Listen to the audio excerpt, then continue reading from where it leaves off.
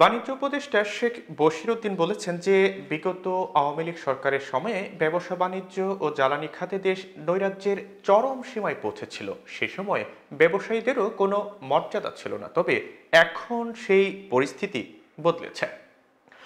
শনিবার রাজধানীর গুলশানের একটি হোটেলে আয়োজিত এক সেমিনারে এসব কথা জানান বাণিজ্য উপদেষ্টা। অনুষ্ঠানে শেখ বশিরউদ্দিন বিগত সরকারের সময়ে গ্যাস সংযোগ পাওয়া নিয়ে নিজের তিক্ত অভিজ্ঞতার কথা তুলে ধরেন।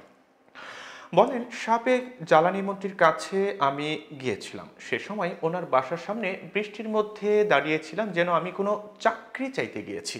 এর কারণ, এত টাকা বিনিয়োগ করেছি শিল্প প্রতিষ্ঠান তৈরিতে, কিন্তু গ্যাস সংযোগ পাচ্ছিলাম না। তখন গ্যাস সংযোগ পাওয়া আমার কাছে মনে হতো অনেকটা ব্যাংকের নিবন্ধন পাওয়ার মতো।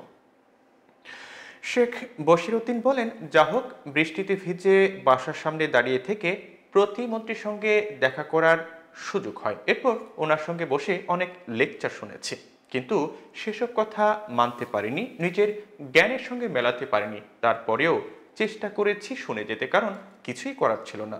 ব্যবসায়ী হিসেবে ন্যূনতম যে মর্যাদা প্রত্যাশা করি তা তখন পাইনি।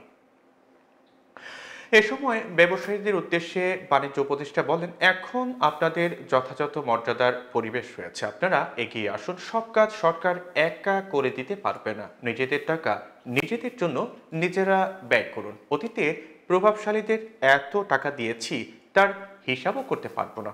এখন আর কাউকে তো টাকা দিতে হবে না, এখন সুযোগ এসেছে, এই সুযোগ ব্যবহার করুন।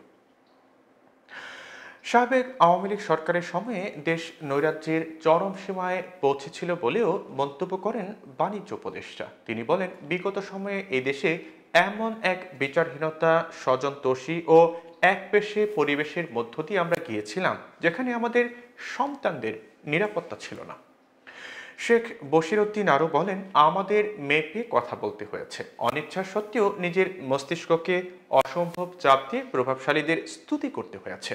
এমন সব বর্ণনা শুনতে হয়েছে এবং বিশ্বাস করতে হয়েছে, যা শোনার পরে নিজেকে আহত করতে ইচ্ছে হয়েছে। নিজের অর্জিত জ্ঞানকে অপ্রাসঙ্গিক মনে হয়েছে। জ্বালানি খাতকে দুর্নীতির অন্যতম জায়গা উল্লেখ করে বাণিজ্য উপদেষ্টা বলেন, অন্তর্বর্তী সরকারের সঙ্গে সম্পৃক্ত হওয়ার পরে কিছু আর্থিক অপরাধী সম্পর্কে জানতে পারছি। এসব জেনে আমার কিছু কিছু মানুষের ব্রেন স্ক্যান করে দেখতে ইচ্ছে করে যে এরা এতটা ক্রিমিনাল কি করে হতে পারে।